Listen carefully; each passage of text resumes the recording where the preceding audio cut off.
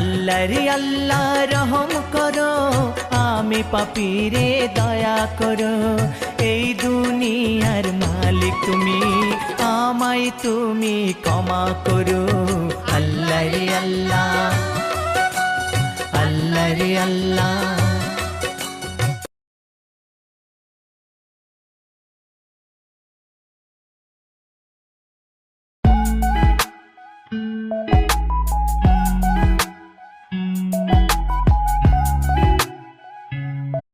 আজ বছরের শেষ জমা, জানি না এটা কার জীবনের শেষ জমা হয়।